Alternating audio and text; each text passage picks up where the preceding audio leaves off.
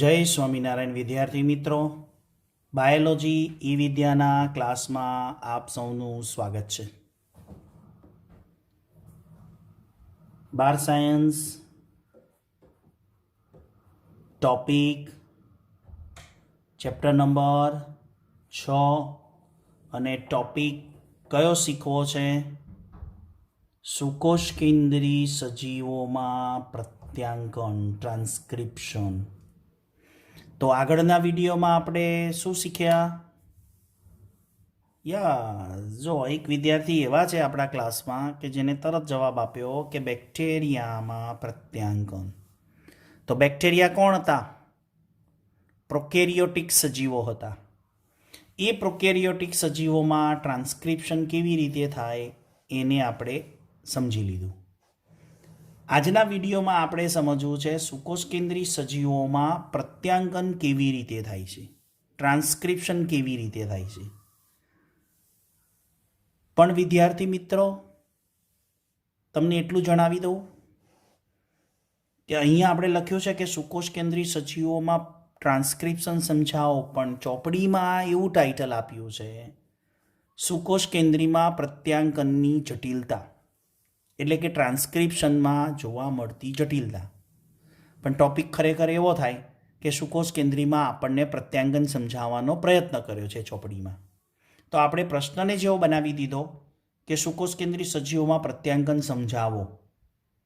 Okay, તો પ્રત્યાંકનમાં ટ્રાન્સક્રિપ્શનમાં ઉત્સેચકની જરૂર પડશે. ઓકે, બેક્ટેરિયાની અંદર જે પ્રત્યાંકન થતું હતું એમાં બેક્ટેરિયાની અંદર જે પ્રત્યાંકન થતું હતું, ટ્રાન્સક્રિપ્શન થતું હતું, એમાં કયો ઉત્સેચક હતો? તો બધા જ વિદ્યાર્થી બોલશે હેન્ડ્સ અપ, એટલે કે હાથ ઊંચો કરીને બોલશે, થમ્સ અપ કરીને. કયો? RNA polymerase. One man army. એક જ ઉત્સેચકે બધું કામ કરી દીધું હતું. એક જ ઉત્સેચક આરએનએ પોલિમરેઝ કામ કરી દેશે. જ્યારે અહીંયા આપણે સમગ્ર પ્રત્યાંકનની પ્રક્રિયા સમજવી છે, જે સુકોષ કેન્દ્રી છે, યુકેરિયોટિક સજીવો છે, એમાં ખૂબ જટિલ છે. પ્રત્યાંકનની પ્રક્રિયામાં શું જોવા મળે છે? જટિલતા. કોણ વપરાશે? તો પહેલાં આપણે સમજવું છે આરએનએ પોલિમરેઝને, અને બીજું સમજીશું સ્ટેપ પ્રક્રિયાની ક્રિયાવિધિ, કેવી રીતે પ્રક્રિયા થશે. તો ચલો શરૂ કરીએ. પહેલાં આરએનએ પોલિમરેઝ, બરાબર, જેને આપણે સામાન્ય રીતે હું શું બોલું છું? RNA pole. ઓકે, તો ત્યાં આરએનએ પોલિમરેઝ એક જ પ્રકારનો હતો. કયામાં? બેક્ટેરિયામાં પ્રત્યાંકનમાં, પ્રોકેરિયોટિક પ્રત્યાંકનમાં. જ્યારે અહીંયા આરએનએ પોલિમરેઝને સમજવો છે, એ 3 પ્રકારના આરએનએ પોલિમરેઝ છે. કેટલા છે? 3 પ્રકારના. નંબર 1 આરએનએ પોલ 1, એટલે આરએનએ પોલિમરેઝ 1, જે શું કરશે? રિબોઝોમલ આરએનએનું નિર્માણ કરે છે. કોનું? રિબોઝોમલ આરએનએનું નિર્માણ કરે છે. એ રિબોઝોમલ આરએનએમાં કેટલા સ્વેડબર્ગના? 28 સ્વેડબર્ગ, 18 સ્વેડબર્ગ અને 8.5 સ્વેડબર્ગ. એસ એટલે કોણ? સ્વેડબર્ગ. યાદ રાખજો. તો આરએનએ પોલનું કાર્ય આ કાર્ય થાય. બીજો આરએનએ પોલ 2, એટલે આરએનએ પોલિમરેઝ 2, જેનું કાર્ય શું છે? મેસેન્જર આરએનએનું પૂર્ણ સ્વરૂપ, હેટ્રોજીનિયસ ન્યુક્લિયર આરએનએ, HNRNA. આગળ જતાં ખ્યાલ આવશે. હેટ્રોજીનિયસ ન્યુક્લિયર આરએનએ એટલે શું? મેસેન્જર આરએનએનું પૂર્ણ સ્વરૂપ એટલે શું? બનાવવાનું. આરએનએ પોલિમરેઝ 2નું કામ મેસેન્જર આરએનએ જ છે. આરએનએ પોલનું કામ શું છે? રિબોઝોમલ આરએનએ બનાવવાનું. આરએનએ પોલ 2નું કામ શું છે? Messenger RNA. પણ કયો મેસેન્જર આરએનએ? જેને આપણે ઓળખીશું હેટ્રોજીનિયસ ન્યુક્લિયર આરએનએ. એ આગળ જતાં પ્રત્યાંકનની પ્રક્રિયામાં શીખવાડીશ કે હેટ્રોજીનિયસ એટલે શું, હેટ્રોજીનિયસ આરએનએ એટલે શું. ત્રીજો પ્રકારનો છે RNA pol 3, ribosomal sorry RNA polymerase 3 જેમાં આવશે ટીઆરએનએ. એ ટીઆરએનએ શું કરે છે? 5 સ્વેડબર્ગ આરએનએ અને એસ લખ્યો છે, S small nuclear RNA, small nuclear RNA.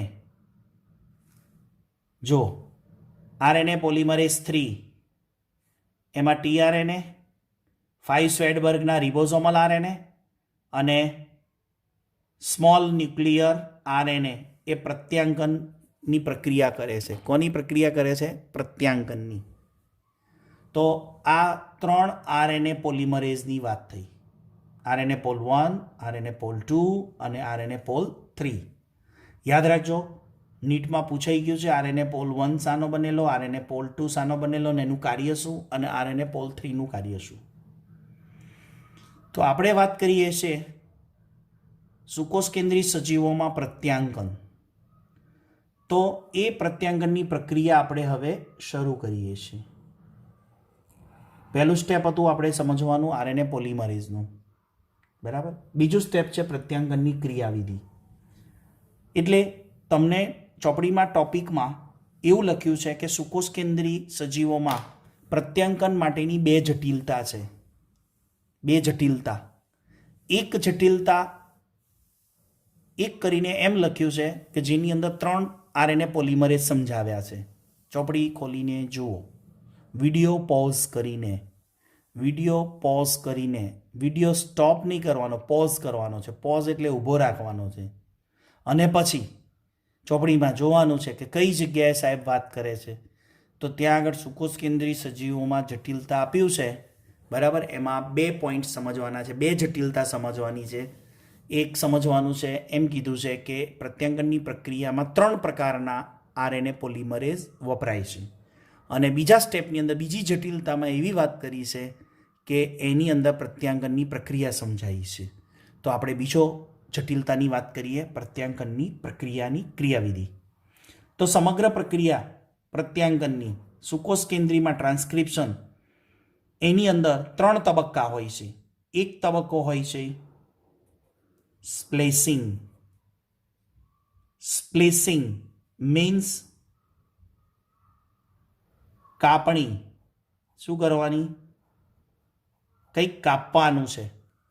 ઇંગ્લિશમાં એવું કહેવાય સ્પ્લાઇસિંગ અથવા તો સ્પ્લિસિંગ. બીજો તબક્કો છે કેપિંગ. કેપિંગ મીન્સ કેપ, ટોપી પહેરાવાની છે. કોઈ બીજાને ટોપી નહીં પહેરાવવાની, મામું નહીં બનાવવાના, કે છે ને ટોપી પહેરાવી દઈએ, એ રીતે ટોપી નહીં. અહીંયા પ્રત્યાંકનની પ્રક્રિયા થવાની છે ને, એમાં કઈ જગ્યાએ કેપિંગ કરવાનું છે, સાની ટોપી છે, એ બધું શીખવાનું છે. રાઈટ? દેખાય છે બરાબર? Left right, left right, left right, left right. Okay, left અને right, up and down as a clear. સીધું છે પેજ, બરાબર.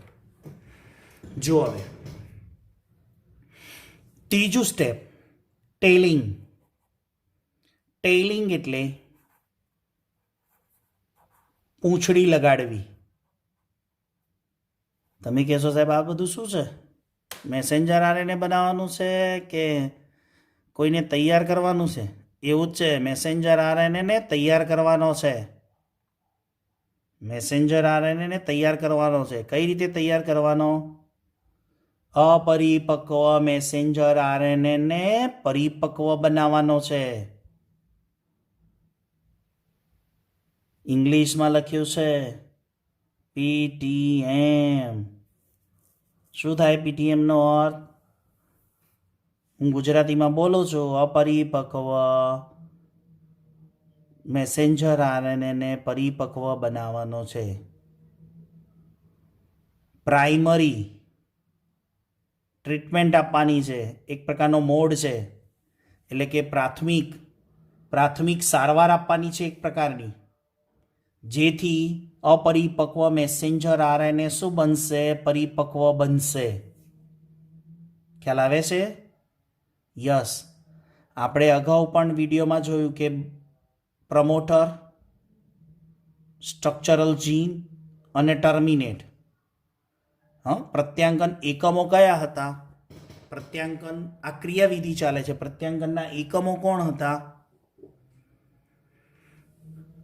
પ્રમોટર, સ્ટ્રક્ચરલ જીન અને ટર્મિનેટર.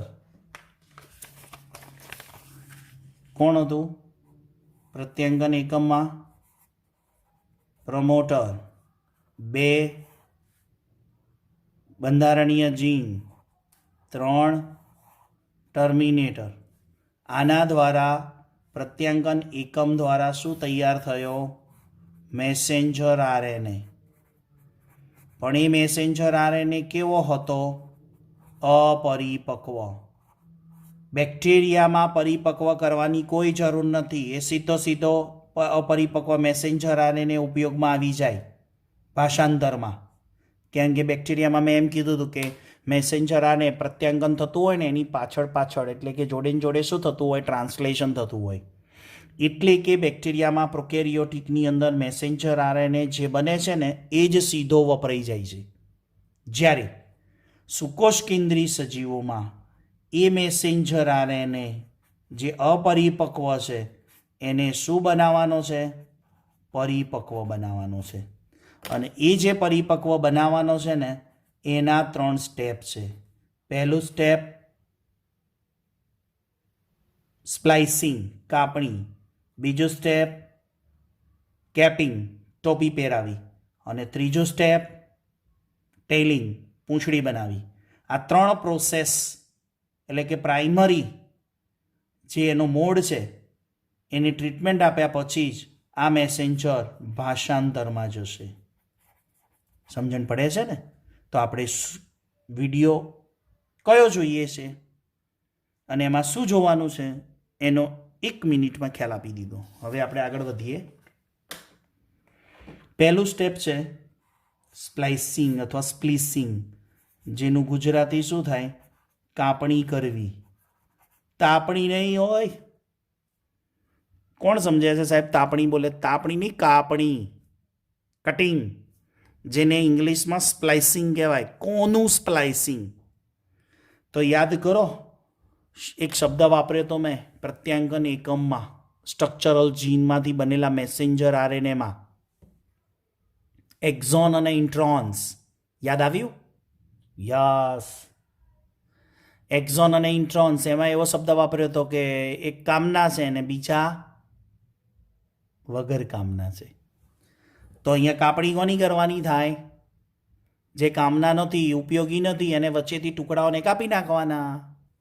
તો અહીંયા જુઓ, અપરિપક્વ મેસેન્જર આરએનએમાં જે હજુ ટ્રાન્સલેશનમાં ઉપયોગમાં આવશે નહીં, એટલે અહીંયા શું શબ્દ લખ્યો છે મેં? બિનકાર્યકારી messenger RNA.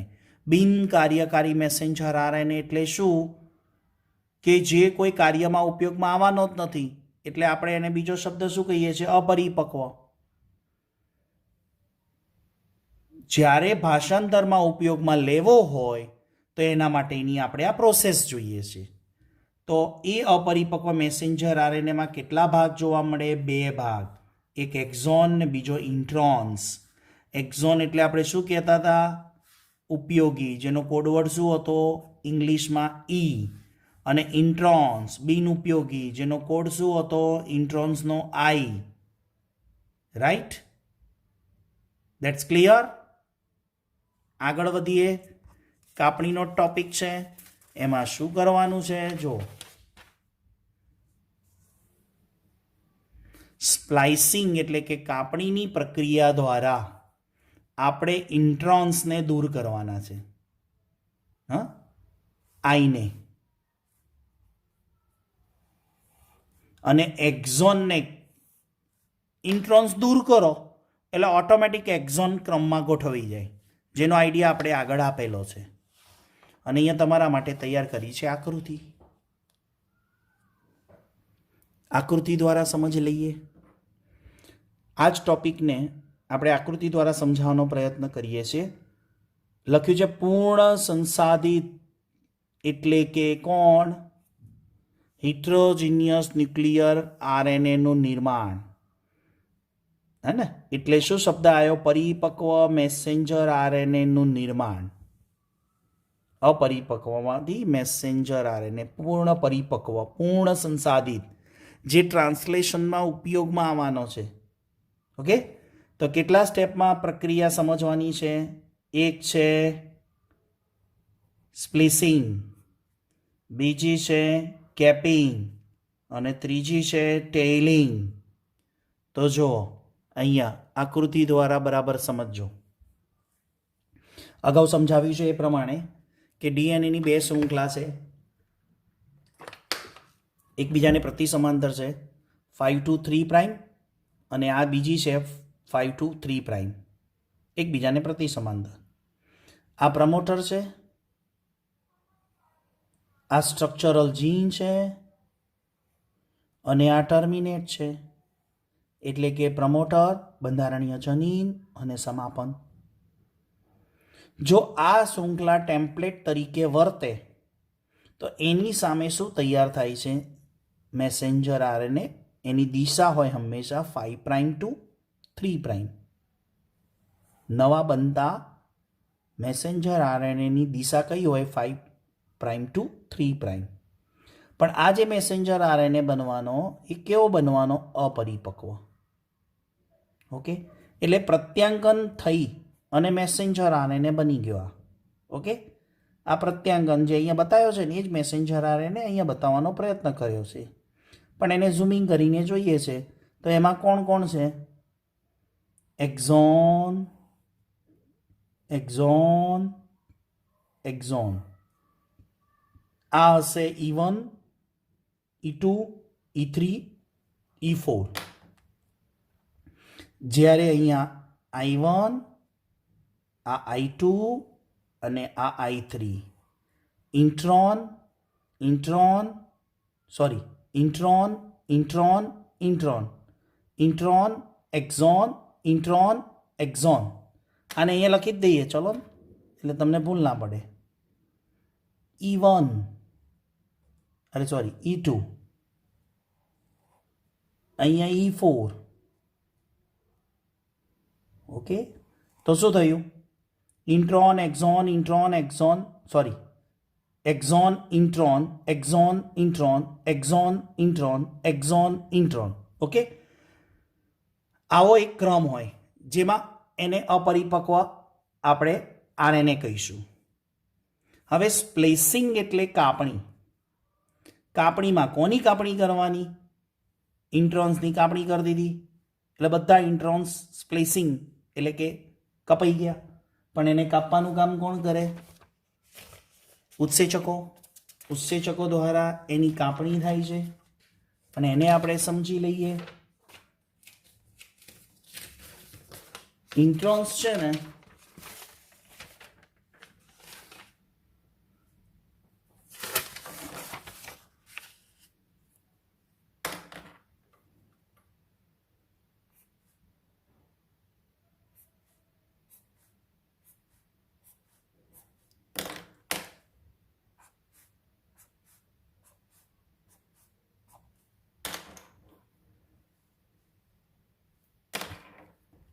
I E, I, E, I, E, I, E, I, E, I, E. Okay, હવે જોજો એમાં કોને દૂર કરવાના છે? સોરી હો, કોને દૂર કરવાના છે? ઇન્ટ્રોનને દૂર કરવાના છે. તો ઇન્ટ્રોન શું થશે?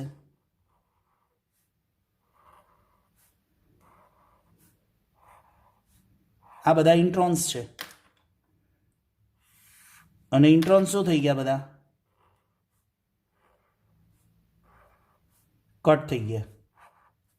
અને બધા અહીંયા શું હતા? આ ઇન્ટ્રોન, સોરી આ એક્ઝોન, આ એક્ઝોન, આ એક્ઝોન, આ એક્ઝોન, આ એક્ઝોન, આ ઇન્ટ્રોન્સ, આ ઇન્ટ્રોન્સ, આ ઇન્ટ્રોન્સ, આ ઇન્ટ્રોન્સ, આ ઇન્ટ્રોન્સ. તો આ ઇન્ટ્રોન્સ છે. ઇન્ટ્રોન્સ બધા કાપણી થઈ ગયા અને એક્ઝોન બધા શું થઈ ગયા? ક્રમમાં જોડાઈ ગયા. ઓકે, આ પહેલું સ્ટેપ પૂરું. That's clear. આગળ એ આપણે અહીંયા બતાવવાનો પ્રયત્ન કર્યો છે. જો ઇન્ટ્રોન્સ બધા દૂર થઈ ગયા એટલે એક્ઝોન શું થઈ ગયા, બધા ક્રમમાં ગોઠવાઈ ગયા. E1 E2 E3 E4 E5 આ બધા ક્રમમાં ગોઠવાઈ ગયા એટલે ઇન્ટ્રોન્સ દૂર થઈ ગયા અને એક્ઝોન, ઇન્ટ્રોન્સ દૂર થવાથી ઓટોમેટિક એક્ઝોનનું શું થઈ જાય, જોડાણ થઈ જાય. આને કહેવાય સ્પ્લાઇસિંગ, કાપણી થઈ. કોની? સ્પ્લાઇસિંગનો અર્થ ઇન્ટ્રોન્સની કાપણી અને એક્ઝોનનું જોડાણ. આ બે વસ્તુ સાથે થાય. હવે તમને એક ધ્યાન દોરું, અહીંયા મેસેન્જર આરએનએ છે, રાઈટ, અને અપરિપક્વ છે. એનું આ પ્રમોટર છે. કયું સ્થાન છે? પ્રમોટર સ્થાન, જેને હું ચોરસ વડે બતાવું છું. આ એસજી, ચલો પેન જુદી વાપરી દઈએ, બંધારણીય જનીન, આ પ્રમોટર અને આ ટર્મિનેટર. હવે પ્રમોટર એક છેડો કયો કહેવાય? આખા પ્રત્યાંગન એકમનો આ છેડો 5' અને આ 3'. તો આ પ્રમોટરના જે પાંચમા છેડે એક આ ગ્રીન સ્કેચ પેનથી મેં હાઇલાઇટ કર્યું છે, એને યુટીઆર કહેવાય. એવું 3' ઉપર પણ યુટીઆર છે. એને ઇંગ્લિશમાં એવું કહેવાશે યુટીઆર. આ બાજુ 5' તરફ પણ છે અને 3' તરફ પણ છે. એને ઇંગ્લિશમાં યુટીઆર કહેવાશે.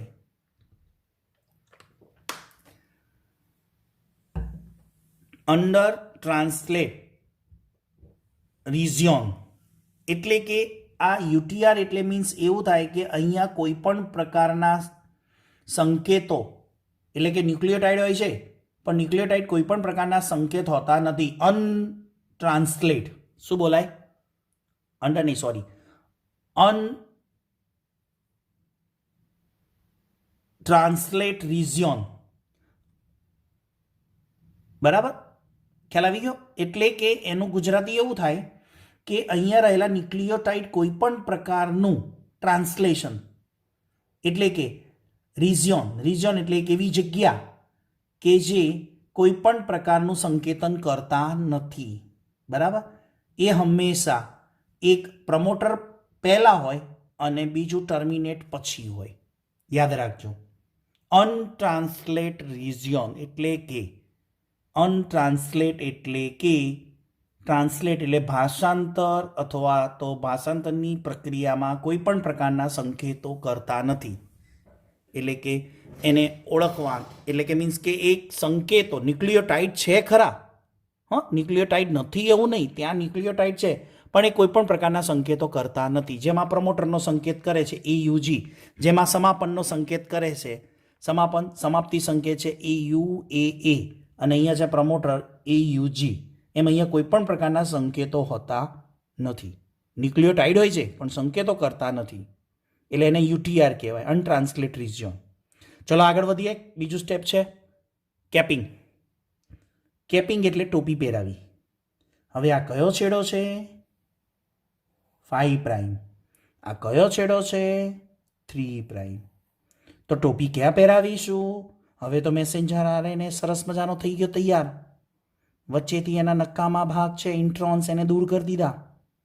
એટલે એવું કહેવાય કે મેસેન્જર આરએનએ જે અપરિપક્વ હતો એમાંથી જે કામ વગરના હતા, કોઈ માણસ ગંદો એટલે મીન્સ કે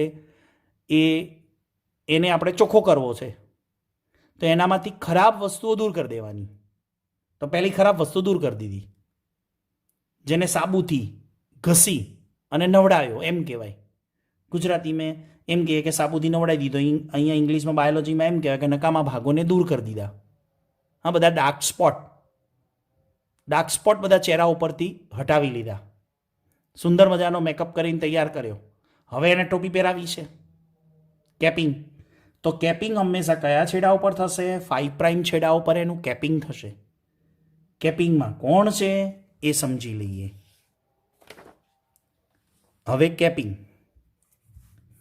તો હેટ્રોજીનિયસ ન્યુક્લિયર આરએનએના 5 પ્રાઇમ છેડા ઉપર મિથાઇલ ગ્વાનોસાઇડ ટ્રાયફોસ્ફેટ કોની કેપ પહેરાવવાની? રીબોકની, પુમાની, કઈ કંપનીની કેપ પહેરાવશો? અહીંયા કોઈ કંપનીની કેપ નથી પહેરાવવાની, એક કેમિકલ છે, રસાયણ, મિથાઇલ ગ્વાનોસાઇડ ટ્રાયફોસ્ફેટ. શું નામ બને? મિથાઇલનો એમ, ગ્વાનોસાઇડનો જી, ટ્રાયનો ટી અને ફોસ્ફેટનો પી. એમજીટીપી. જીટીપી એ શક્તિનો એકમ છે, એટીપીની જેમ. ગ્વાનોસાઇડ ટ્રાયફોસ્ફેટ, એની સાઇન ટ્રાયફોસ્ફેટ, ગ્વાનોસાઇડ ટ્રાયફોસ્ફેટ, જીટીપી યાદ કરો. આગળ મિથાઇલ સમૂહ આવી ગયો. કયો? મિથાઇલ. એની ટોપી પહેરાવાની છે, એટલે કેપિંગ કરવાનું છે. ત્યાર પછી ટેઇલિંગ, એટલે હવે આપણા મેસેન્જર આરએનએને પૂંછડી લગાડવી છે. વાંદરાની પૂંછડી લગાડીએ ને એવી મેસેન્જર આરએનએ પણ પૂંછડી લગાડીશું. હવે જો ટેઇલિંગ, તો અહીંયા કઈ જગ્યા કીધી હતી મેં? યુટીઆર, અનટ્રાન્સલેટ રિઝિયોન. અહીંયા પણ કઈ જગ્યા કીધી હતી? અનટ્રાન્સલેટ રિઝિયોન. અનટ્રાન્સલેટ રિઝિયોન પછી આપણે મિથાઇલ ગ્વાનોસાઇડ ટ્રાયફોસ્ફેટ, બરાબર, એની કેપ પહેરાવી દીધી, ટોપી પહેરાવી દીધી. જો અહીંયા હવે આપણે ટેલિંગ કરવું છે, પૂંછડી. તો અહીંયા કયો છેડો છે? 3 પ્રાઇમ. 3 પ્રાઇમ છેડા આગળ યુટીઆર પછી, એટલે અનટ્રાન્સલેટ રિજિયોન સ્થાન પછી adenine, adenine, adenine, adenine, adenine, adenine, adenine, adenine, polyadenylated. એટલે ઘણા બધા સંખ્યામાં 200 થી 300 એડિનાઇલ હોય, એ પૂંછડી કહેવાય. પોલીએડેનાઇનની પૂંછડી. જો તો હિટ્રોજીનિયસ ન્યુક્લિયસ આરએનએમાં 3 પ્રાઇમ છેડા ઉપર 200 થી 300 એડેનીન હાજર હોય, એની પૂંછડી કરવાની, ટેઇલિંગ થાય. ખ્યાલ આવે છે ને?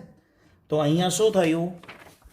ટેઇલિંગમાં અહીંયા એડેનાઇન, પોલીએડેનાઇનની પૂંછડી થઈ, એટલે ટેઇલિંગ થયું. ચલો ખ્યાલ આવી ગયો? 3 સ્ટેપમાં પૂરું થઈ ગયું. પહેલું સ્પ્લિસિંગ થયું, બીજું કેપિંગ થયું અને ત્રીજું ટેઇલિંગ થયું. અને હવે જે મેસેન્જર આરએનએ બન્યો, આ ટેઇલિંગવાળો, કેપિંગ, સ્પ્લેસિંગવાળો, એને આપણે કહીશું પૂર્ણ સંસાધિત એટલે કે પરિપક્વ મેસેન્જર આરએનએ કહીશું. આ કેવો હતો? જ્યારે બન્યો ત્યારે અપરિપક્વ હતો. હવે કયો થઈ ગયો? પરિપક્વ. આ થઈ સુકોષ કેન્દ્રીની બીજી જટિલતા, જેને આપણે એમ સમજવાનું કે અપરિપક્વ મેસેન્જર આરએનએનું પરિપક્વ મેસેન્જર આરએનએમાં રૂપાંતર સમજાવો. તો આશા રાખું છું કે આ વિડીયો દ્વારા તમને આજના ટોપિકમાં પૂરી સમજ પડી હશે. ચોપડી વાંચતા, એનસીઆરટી વાંચતા ક્યાંય કોઈ શબ્દની એરર હોય તો આપણે એના ઝૂમ પ્લેટફોર્મ ઉપર એના ડાઉટ સોલ્વ કરીશું. તો આવતા વિડીયો લેક્ચર સુધી સૌ વિદ્યાર્થી મિત્રોને HP સરના જય સ્વામિનારાયણ.